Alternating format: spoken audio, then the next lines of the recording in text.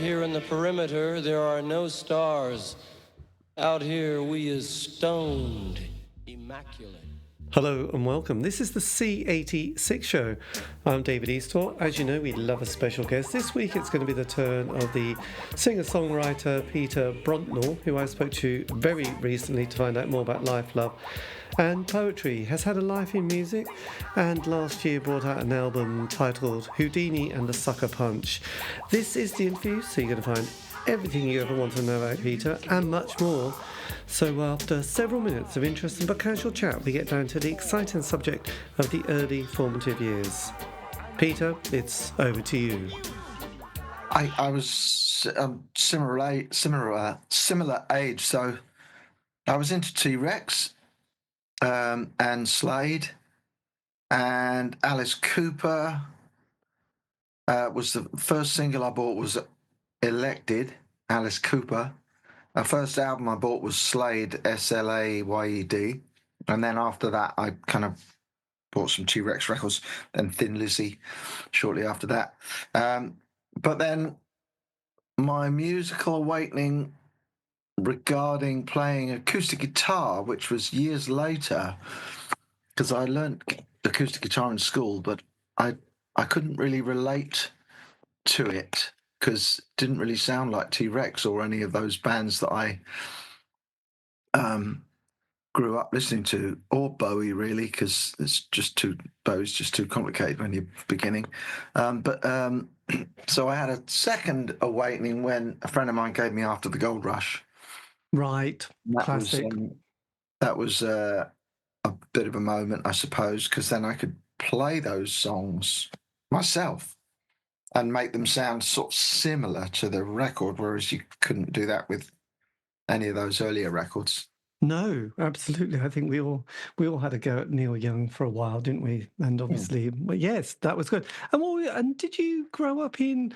Was it New Zealand at your childhood, or were you born in England and then went to New Zealand? What was that? I was born in New Zealand, but I came back here when I was about 1.5. Oh, right. So your memories of New Zealand are very sketchy, aren't they? Oh, I don't have any. No. I grew up in southwest London. Yes. So then when you got to sort of that period, I mean, started off with a sort of singer-songwriter with Neil Young, probably Harvest afterwards and various other things. Did the singer-songwriter, did you get into people like James Taylor and Joni Mitchell as well at that stage, and Van Morrison? Yeah. They were there. But then so you were a little bit just marginally older than me and being in London. Did punk sort of have much of an impact on your life at sort of 76, 77 time? Yeah. It was really fun. I was in school. So we had a record player in the classroom. So at lunchtime, people would bring in their records. I didn't get into it really, more than anything else, but it was fun. Yes. And what was your first gig you went to? First gig, Thin Lizzy. Right. Blimey. That was a classic, wasn't it, really? Aimed very high on that one, Thin Lizzy. Right. And then when you got to sort of 78, a year after the Silver Jubilee, did you leave school at 16 or did you continue on with A-levels and then university? I left at 17. Right. I did another year with O-levels because I only got 3 the first time, so I did an extra year and got another 3. Right.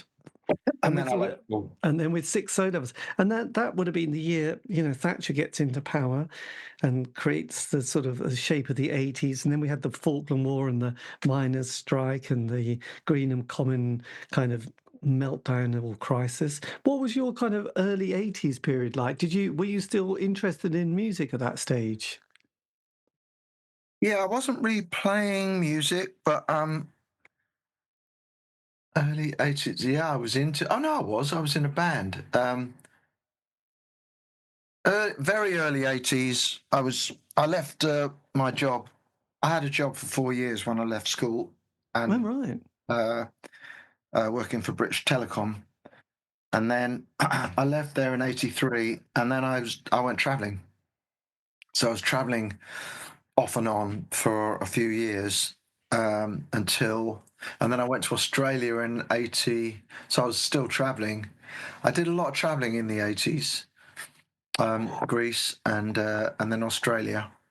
Did you do India as well? Well, I did, but by the time I got back to India on the way back from Australia, my visa had expired because I was in Australia for 9 months. Right. So I couldn't go into India, and I was pretty knackered by then anyway, and I didn't have any money, so I just came back. Yes, traveling was quite the thing in the 80s, wasn't it? I do remember, Yeah, there was always like a thing that we all tried to aspire to and do, and India and was kind of the yeah. go-to destination. I ended Yeah, I up in went to it. Thailand and Malaysia on the way back because my visa was okay for that, but India was expired. Yes. So was it Yeah. about 86, 87 when the traveling sort of came to a bit of a halt? For me, Yes. yeah. So when I was about 26, came back and then I got together with a band. I got a band together with a couple of friends, and the records that we were listening to then were still Neil Young, Right.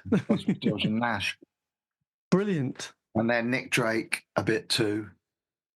And I did get really into the Smiths, and I think that would have been before I went to Australia. So whenever the Smiths' first album came out, I That was bought. 80, I think it was 83 or Yes, 84. There was the so first album. I didn't get it immediately. I probably got it 6 months later or a year later, and that first album is still one of my favourites. Fantastic. But when we were doing the band, we were trying to be like Neil Young. Yes, blimey. So then were you at that stage, had you sort of thought of music as your full-time kind of occupation at this stage? Yeah, kind of. Yeah, because I was playing solo in bars pretty quickly after I left my job to earn some money. I just started playing Neil Young, Bob Dylan songs, Nick Drake.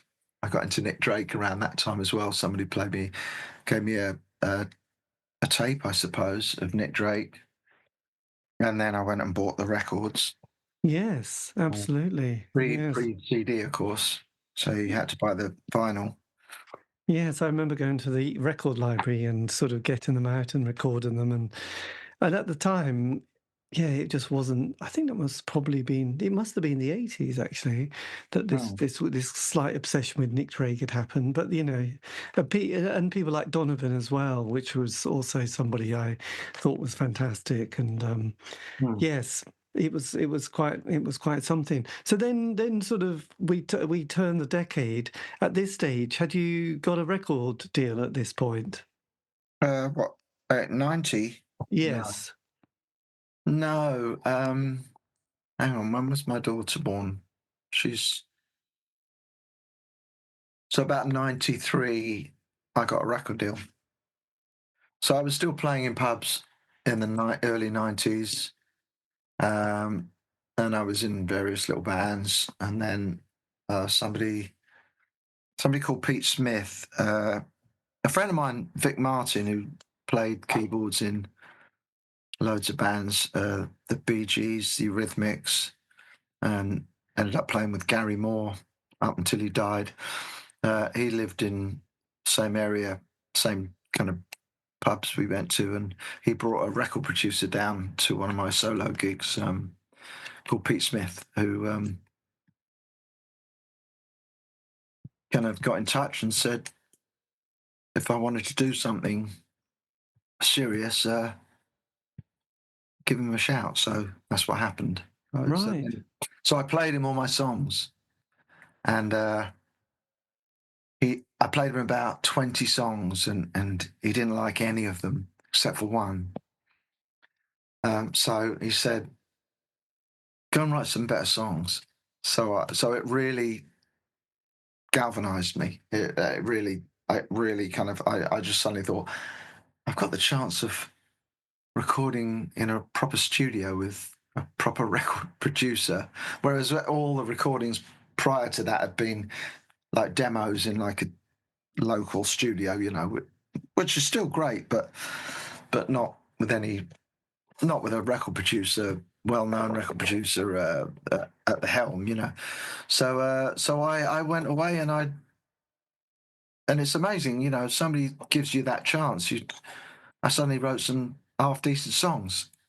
Yes, it's kind of an interesting experience because I did a interview with a guy, a producer who I suppose he shaped the sound of the 90s. He did all those bands like Soul Asylum and the very first Red Hot Chili Peppers and Soundgarden. And it was kind of interesting. I said, it's interesting, but you've only done one album with all these bands. He said, well, mainly because it was a lot of friction. And he did the same thing. He said, you've got potential, but your songs are not good enough. You need to go away. And it was like, that wasn't what they wanted to hear, but they went through that process and came back and said, now we've... And so he recorded their classic albums, their second album, which he definitely didn't work on, wasn't that good, but he kind of motivated them to go and take it seriously, I guess. And that was try really hard. Yeah. Really think about it. Whereas I think, you know, I don't think I had really thought about it. I hadn't really thought, what do I want to sound like? What do I really want to sound like? Okay, let's try that then. And just spend a lot more time doing it as opposed to just doing it for 5 minutes and then going off and playing football or... Yes. It'll get a C, you'll get a pass. It'll be fine. So what was the song that he thought, this is the good one? This is the one It was called Bent Out of Shape. It was on the first album, which is called Cannibal. And it's kind of Nick Drakey. It's a Nick Drakey style song. And that was the beginning. And was he connected to the record label at this stage? No, but he knew a few people, and one of them was this label, Almo, and he knew the guy that was just starting it, or has just been put in charge of it. So yes, he did know somebody. Right. And this is the same label that has all the people like Gillian Welch and Herb Albert. Gillian Welch and that indie American band with the Scottish girl singer. Oh, Garbage. Yeah, Garbage. Yeah, that was a bit later. I was signed to them fairly early on. And then Gillian Welch was signed pretty early on too. I went to Holland with Gillian and David Rawlins for a weekend. We both had gigs there. That was fun. God, that must have been amazing. Because actually not the birth, but I remember the year the world that was kind of acoustic Americana started to develop during the 90s. Because I got into people like Dar Williams at that stage and a woman called Sean Colvin and Kim Ritchie. And then there was other people that came a bit like, was it Whiskey something? Whiskey, was it not Priest? Whiskey Town. Yeah. Oh, was that Ryan Adams? Right. So that kind of world, and there was quite a lot of amazing sort of. I don't know. I just got it really appealed to my sensibility and also their musical, I don't know, lyrical sort of imagination, really. So when you got that, because the first single you brought out was this one, which was titled "I Will, I Won't." So that came out. That was 95. So was this kind of from the debut album Cannibal, wasn't it? Yeah. Yes. At that stage, I mean, musically, the 90s was very much sort of had got into the singer-songwriter. Had that sort of was that a benefit to you at that point? The Britpop period. No, I don't think so. Not really. No, I don't really think I sounded like Britpop really. So I didn't fit in with that at all, really. I was just thinking of the authenticity of kind of the honesty or whatever one likes to call it of kind of people enjoying hearing real music after sometimes finding it's just refreshing. I just wondered if that was a benefit, and also there was a lot of the live scene at that stage was quite vibrant, wasn't it? I don't really know. I'm trying to think. I don't know. I guess it was more vibrant than it is at the moment. Yes, well, Not absolutely. that many bands playing at the moment. I used to go up to London all the time and watch bands back in the 90s. But there was some good clubs then, like the Borderline and the 12 Bar Club, and they've both gone now. So there aren't. There's a few nice places to go still, but not quite the Borderline or the 12 Bar Club. No, but I remember seeing lots of good stuff in the 12 Bar Club and the Borderline. Yeah, it was a period I remember seeing people like Ezio, who I think were from Cambridge, a couple of guys who, yes, had a particular style to them and guitar playing. What was the reception like with your debut album, Cannibal? Was it positively reviewed and critically acclaimed? Yeah, well, it didn't get much. I didn't get much radio, and then didn't get much at all. And then I got an enemy I got a really good review in NME from Keith Cameron. It was really good. And then I also got a really good review in Mojo. I think it was Mojo. It might have been Uncut. I think it was Mojo, though. That was a really good review from, I can't remember his name now. Damn it. He writes for Record Collector now. Yeah, so 2 really good bits of press. That was all I got. Right. Hardly any radio. Maybe. I'll tell you what. The single got some play on XFM, but XFM was only allowed to be on for 1 month, so it got quite a bit of play on XFM. But then XFM disappeared because it was only on for a month, and I know it's obviously up and running properly now, but at that time it was only on for a month, so got a tiny bit of radio there, maybe a tiny bit somewhere else, but nothing much. So Yes. it wasn't really, it wasn't a great success at all. Right. That's a bit sad. But then your debut, your second album, Camelot in Smithereens, did you this was the sort of your second and final album with the label. Was music at that stage a full-time kind of occupation for you? Or were you having to Yeah. And what was your creative processes like at this stage? Did you change anything, or were you doing very similar? And did you have the same producer as you had on the debut I had album? the same producer.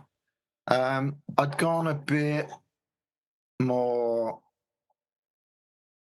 Indie rock-ish.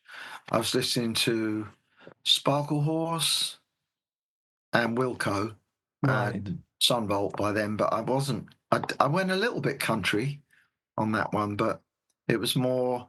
I was also listening to the Pixies, so there was a bit of Pixies influence. Whether it's evident or not is by the by, but in my head, I like the Pixies, Sparkle Horse, Pixies, Sparkle Horse, and Uncle Tupelo. Oh yes, that was the band I was trying to remember earlier. Yes. But so it was slightly more. Yeah, it was slightly less Neil Youngy and a bit more, tiny bit more experimental.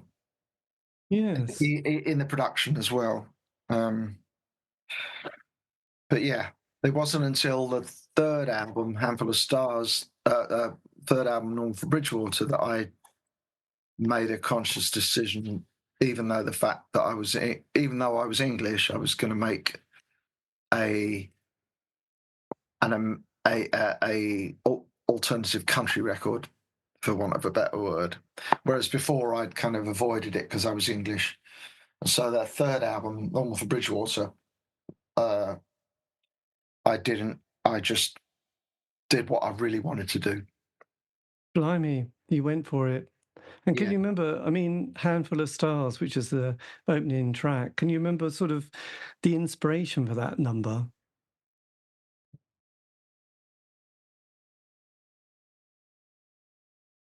I just I didn't really have any. I was just wanting to play. I just came up with that riff and liked it, that the chords. Um, the whole thing, the whole thing was very much influenced by Uncle Tupelo and more specifically Jay Farrar Right. and Uncle Tupelo. Yes. But it didn't necessarily end up sounding like that, but that was my influence. Had you toured America at all at that stage? No. Did you do any festivals or anything like that? Were you on any of those circuits as well? 'Cause the festival Uh, circuit was beginning to grow a little bit at that stage. no, I didn't do anything like that. Yes. And sort of tours, were you on a circuit at all of touring? No, not really. No, I didn't really have enough. Oh no, wait a minute. When we did the first album, we opened for Squeeze, so we were Right. doing a support tour with Squeeze on the first album. But doing my own tour, I didn't do my own tour until Normal for Bridgewater was released, Right. and there was a bit of a scene. That was when the Americana scene sort of first started happening, and so there was a bit of a scene, and there was an agent at the time that was booking bands, booking like mostly American band tours, and she liked my record, so she booked me a tour, and that was the first time I'd done my tour, not Right. not opening for somebody, but doing a headline tour. And that was on the Normal for Bridgewater record. That's it. Yes, and then we manoeuvred out of the 90s into the new millennium. And then another record label. This one, was that Back Porch you did, or was that on Virgin? No, the next record was on. Hang on. Was that Ends of the Earth? Yeah, that Normal for Bridgewater record was on Rykodisc. Okay, not Slow River Records. Well, Slow River, Rykodisc over here, and Right. Slow River which is part of Rykodisc in America. Right, I've got you. Yeah, and then the next record, Ends of the Earth, was on Loose Records in the UK and Back Porch in the US.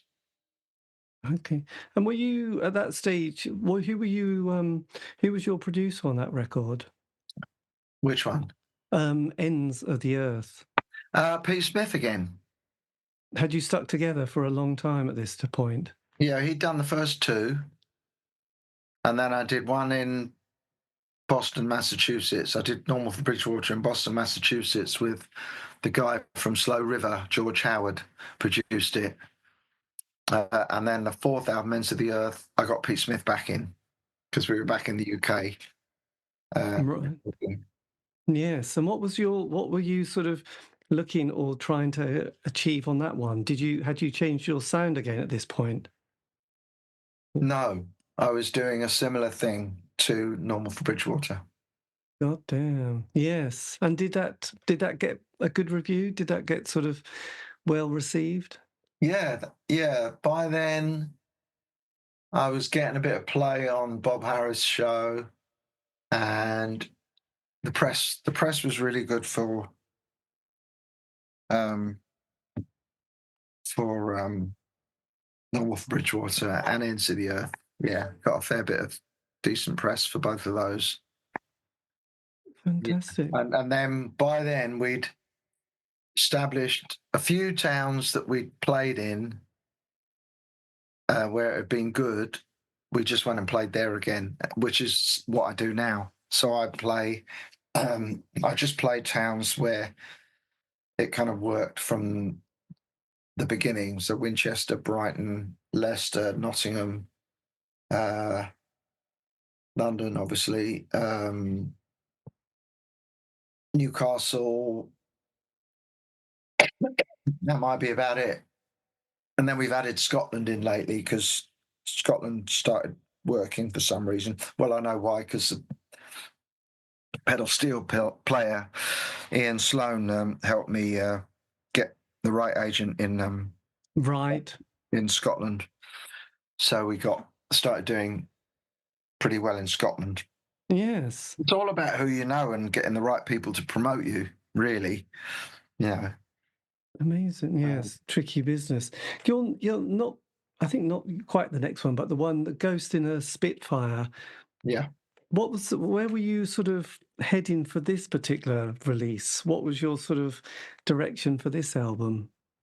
Because you had a pedal steel guitar on this one as well, didn't you? Yeah.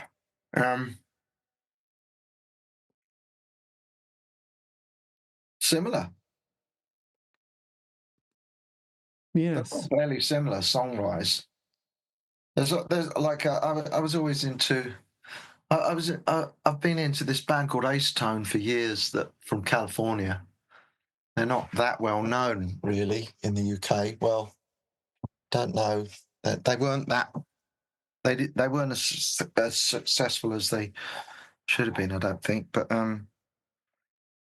so I might have had a bit of that in there. Don't know. It's difficult to remember now. But Yes. basically, I was just doing the same thing. It wasn't really until the album after Ghost in the Spitfire. What, Peter and the Murder of Crows? Yeah, that album was a change of direction. That was a conscious switch. But the normal Bridgwater, Ends of the Earth, and Ghost in the Spitfire were all fairly similar in their songwriting approach. Right, because you brought it by then, or the next one, which is Peter and the Murder of Crows, you got cello, haven't you? Drums, harmonium, double Yeah, and bass. a different style of songwriting, slightly more English. I think what happened, I'll tell you what happened. I was talking to a really nice chap called Derek Nally, who was in Dublin, and he told me something that was really interesting, and it was he was playing somebody because he loved Normal Bridgewater album. He was playing it to somebody in his house in Ireland, and they really liked it until they found out that I was English. And as soon as they found out I was English, they didn't like it. Well, and I understand that. I do understand that. So when he told me this, I'd finished recording Ghosts and Spitfire by then. So the next album, which was Peter and the Murder of Crows, became much more Nick Drake, John Martin influenced. Right. Nick Drake more. I just went totally folky and put orchestral drums and cellos, violins, double bass, that kind of thing. Indian harmonium. I got kind of different organic, more folky instruments. So it wasn't a rock record like the previous ones. Yeah. And it's probably my favourite record I've ever made. Peter and the Murder of Crows. Yeah. Yes. Blimey. Then this is kind of '08, isn't it, time? Is this when you decide to start your own? Do you have your own record label now? No, that one again was on Loose. I did Ends of the Earth, Ghost in the Spitfire, a little record called Played Out, which was just covers on the acoustic. Yes. And then Peter and the Murder of Crows. They were all on Loose Records in London. Yes. But Ringo Was Here. Is that another musical kind of chapter for you at this point? No, that was just a little record that I made with a bunch of songs that weren't good enough for the album and a few cover tunes, and they just didn't fit on anything. So I just did a little project. I don't know why. Just because I had these songs, I thought I'll just make a little album, but I won't release it. I won't try and release it. I'll just I won't send it off for review or anything. I'll just sell it at gigs and online if people want it. So that's what that was. So I just printed them myself. Right. I didn't do anything at all. I just printed them by the 20s, 20 or 50 of them at a time. Yes. But then have you started your own record label, he says? Yeah, so after that, I did another record with another label called Manhattan Records. And that record was Black Mountain UFO, which was a kind of rock continuation of Peter and the Murder of Crows, still being quite English. And then that was on Manhattan Records. And then after that, I decided I'd release my records myself. Right. Was it quite straightforward setting up your own sort of label and doing your own publishing at this stage? Yeah, it's easy. Yeah, It does happen. you just have to pay for 2,000 records to be printed, 2,000 CDs. So you just got to front 1,200 quid or whatever to get 2,000 records, and then just do the press yourself, send them to the radio. I knew all the journalists that were going to give me decent reviews by then anyway, and same with the DJs. Yes. Because on your latter albums, there's moments where I was listening and I was thinking, it slightly remind me of Tom Petty in places, actually. I started to... Which ones? Or the latter, your latest release. Really? Yeah, there was a sort of element of... Did you know his album, is it Wildflowers or one of those? Oh, yeah. I don't know, there was elements I kept thinking, oh, this, just an essence. I'm not saying it was a direct copy, but there were just bits of, I don't know, just reminded me a bit of Tom Petty. That's all. I love Tom Petty, so that's... Oh, good. God, I thought, shit, that's terrible. Oh, no, I love Tom Petty. Yes, I just, and, I've been playing, Houdini and the Sucker Punch a lot. So I was just thinking, just kind of that, it had that kind of, I don't know, vibe that, Cool. quite a few, artists. Unintentional. Pardon? Unintentional, that was. Oh, good. No, you good. I mean, actually, I have to say, the artwork and the packaging is absolutely beautiful on those kind of the latter albums. I'm sure they were good for all of them, but who was your artist for this latest release? Well, the photograph of the cock, the chicken, it's a cock, was a painting that was in the dressing room a couple of years ago when we were playing in Colorado, when I was opening for Sunvolt. There was this painting on the wall in the dressing room, and I just liked it. I thought that could be a really good album cover. So I got Mark Spencer, the guitar player in Sunvolt, because he had a better phone on his camera. So he took the photo for me and then emailed it to me. But my friend Julia Grant has done all the layout and the inside for the last two albums, Journey to the Sun and then this one. Yes. So when you put this new album together, were all these songs that have been written relatively recently? Yeah. So they were there was nothing that you were had been working on for years. One of my favourite songs... Oh, there was one song, Stamps of the World, which appeared on Ringo Was Here.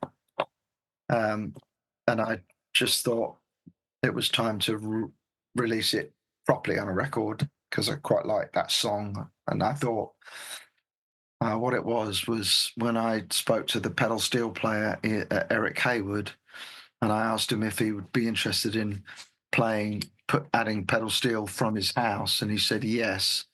I thought, I'm going to get Stamps of the World on the record then because it'll really suit the pedal steel. Yes. There's a track, but it's probably on the beginner's side too. Let There Be a Scar. It's got a great little guitar bit at the start. How did you bring that song together? Was it the lyrics or the melody first that sort of focused this particular track? Well, the verses came first. I don't know how it happened. I was just playing. I was just experimenting with the acoustic guitar, I think, and I came up with that melody. And then me and Bill wrote the words together. Bill is Bill Ritchie, who lives in Vancouver, who I write a lot of the lyrics with. Right. So between us, we got the lyrics to match the mumbling that I was doing for the melody. And then the intro, the riff at the beginning came only about 2 weeks before we were about to record, because I knew that we needed some kind of intro. So I just made it up. Did you? Yes, I was wondering. Yes, I don't. Yeah, no, it's a great little starter, and I thought, God, that's a classic moment, isn't it? It's a great start to a Cool. song. Yeah, I'm really pleased with that. And of course, it sounds. Hang on a sec. I'm just going to get the battery charger. It sounds very Everly Brothers. The melody is almost a complete rip off of "Let It Be Me" by the Everly Brothers. Right. Yes.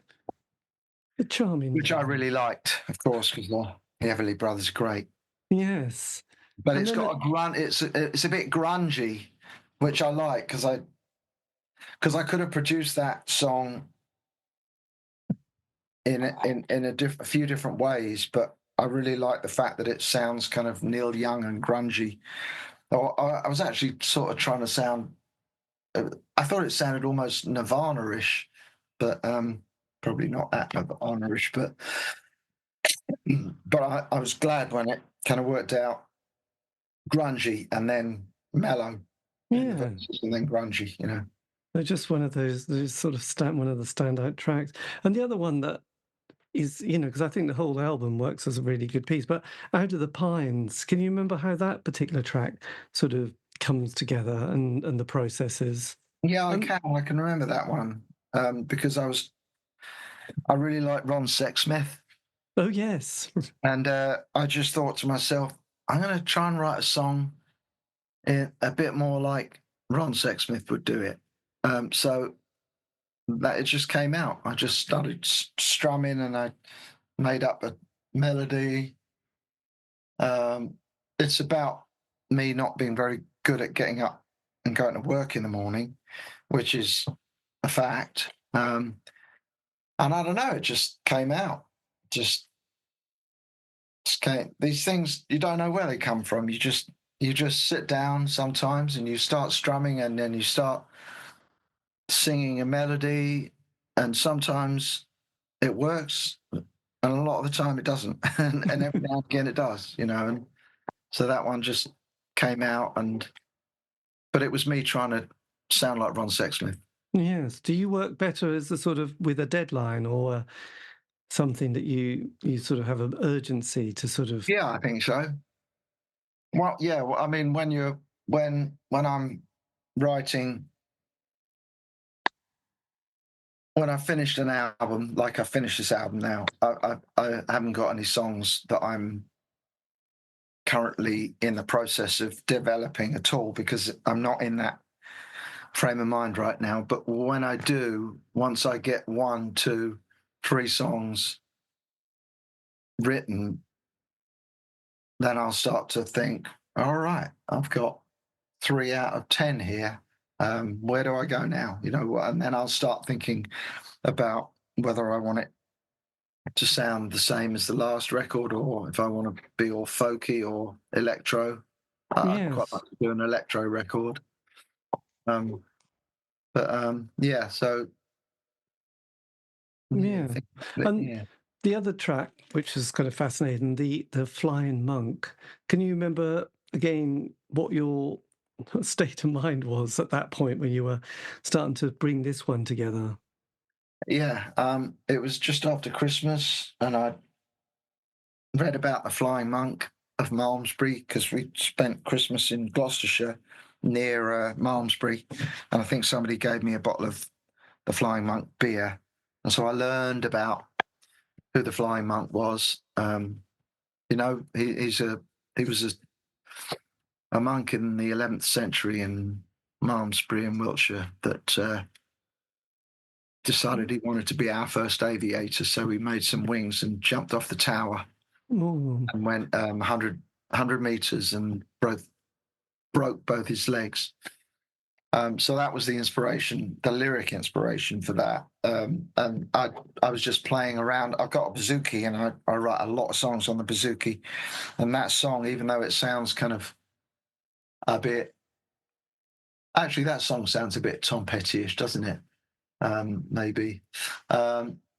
It doesn't sound like it was written on the bouzouki, but it was. The chord progression is actually written, was the bouzouki thing that I was messing around with. And then I found it worked better as a kind of rock pop song. But I was just messing around with the bouzouki, and I had that Flying Monk idea in my head, and it just came out. Yes, it's good because there's another track, Head Smashed in Buffalo Jump, which is quite interesting wordplay here. I mean, was this a little bit more of a complex track that you were sort of putting together? Because you've got, there's kind of, you've got electric guitar, synth, organ, drums, it's got a bit more of a fuller sound. Was this a little bit more of a longer process for this particular number? No, it was a quick process, funnily enough. It was a simple case of me thinking it was possibly the last song I wrote for that record, and I listened to all the songs. I looked at all the songs that I had for the record, and I thought, what kind of song do I need to go on the record? What's the last song? What do I want it to be like? And I decided I wanted it to be like Rain by the Beatles. Right. I ripped off the kind of vibe of the Beatles, Rain, and started messing around with that. Wrote the bass line, and I'd just come back from a tour with Sunvolt in America, where I'd ended up driving to Montana through Wyoming, and you drive. Head Smashed in Buffalo Jump is I think it's a town, and it's a place where the Native Americans used to chase the buffalo off the edge of a cliff. Oh, right. And then they'd all fall, and then they'd be able to save hunting them. They just kind of, so a few people are waiting at the bottom of the cliff to kill the buffalo that have fallen off it. So that's what that is. It's just, but what that's got to do. I just thought I wanted to call it that. Yes. Bill goes on about that town because he's in Canada. He goes on about that town all the time. So I said, let's call it that. And it's a kind of, there's a bit of metaphor in there about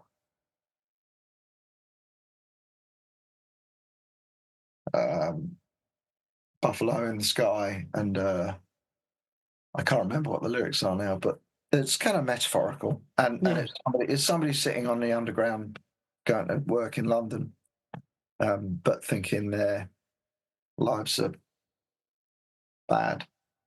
Yes, blimey, that's interesting on numbers. So the album came out last year. You've got quite a tour coming up, haven't you? Going to France and then around the UK this coming year. Yeah, a few dates. Yeah. Yes, because I did notice that with sort of doing so many interviews with people, they're often sort of quite popular in one particular country. Is it France that have taken to you, or have you got any other European countries that are fond? I know Italy can sometimes embrace the occasional English singer. I haven't had much from Italy, really. I go to Spain a little bit, northern Spain, and play. France, this is the first time I've done a tour in France, but I've just played in Paris a couple of times before that for this guy that does concerts in Paris. But he got there's a guy called Mishka who has a radio show in Paris, and it's on national French radio. It's called A Beautiful Trip, and he's like the John Peel of France, and he came to my last or my first. He came to my Paris gig anyway, and recorded it and did an interview with me and stuff. And I had no idea, but he'd been playing my records, but I didn't even know. So that was really encouraging. And then I did another one about a year later in Paris. And then I'm obviously in contact with Mishka whenever I put a record out. So I sent him the new record, and he's played it a few times. And then the guy that puts me on in Paris, a guy called Frank, who's got a company called Life is a Minestrone, he's booked me these dates in France. So I'm quite excited to go and do them. Some of them are house concerts, and some of them are in cafes, or one's in a library. Yes, that's fantastic. So I love France, so it's great for me because it's a win-win. Do you do this as a solo? Are these a solo shows? Yeah, I'll be solo for this. Yeah. And then when you come back to the UK, is that still? Do you have a still solo, or do you have anybody? I've got a tour opening for the Delines. Oh, I have never come across the Delines. God, that's so. They're from Portland, Oregon. They're kind of become friends of mine. It was Willie, the main songwriter, was in a band called Richmond Fontaine. Oh yes. And so I toured with them a fair bit. And he's stopped doing Richmond Fontaine, and he got a girl singer called Amy, and formed this band called the Delines. So that's their project, and they're doing a UK tour, and I think it's the beginning in March. So that's right. I'm doing that with them, and then I've got some more full band headline shows myself in March as well, I think. Yes, March is a busy month actually, and from what you said, you haven't started writing a new album yet. You're just in the process of touring. Yeah. When do you start sort of thinking, right, must get back to work? Don't know. When I feel like it. I'm my own boss. I haven't got a label badgering me for more output, so I just I don't know really. I've got I recently started playing.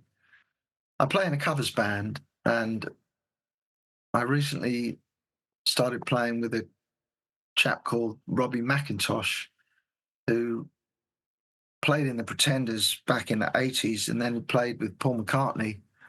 And he was in Paul McCartney's band for a number of years, and he's an amazing guitar player. So me and Robbie have started doing stuff with this covers band, and then we did a duo gig the other day. So I was talking to Robbie about maybe doing an album, the two of us, sort of acoustic guitar, maybe with electro style as well. But we got to write one first. So maybe I just haven't got time at the moment. I'm working on somebody else's music right now, making a record for a girl called Annie Dresner. So I'm doing this for the next month, I suppose. Yes. Are you writing or producing it? Producing it. Right. And playing on it. And my band are playing on that. I've just recorded the drums last week. So I had my bass player and my drummer play on it. Blimey, Annie Dresner. I'll check it out. Cool. Has she already brought an album out, or Yeah, she's had a couple of albums out. God, that's She's from New York. Oh, really? Mm. So is she in the UK recording this? Yeah, she lives in Cambridge. So she's doing that. Mm. Well, look, and if you were able to whisper something to your 16-year-old self starting out on that creative journey, is there anything in particular that you'd have thought, oh, that would have been a good idea, or wished I'd gone in that direction, or thought about that other thing? It's a good one, that. Good one. I'd probably say don't listen to record companies. And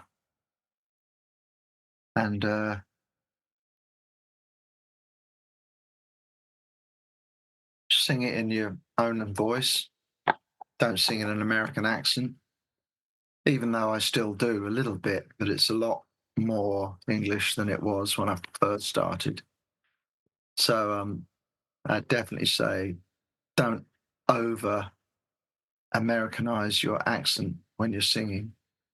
It's still a little bit mid-Atlantic, but it's a lot more English than it used to be. I think that's really important. Yes. For an English person, obviously. Just singing your own voice, and I don't know what else really. Oh, I know, big one. Yes.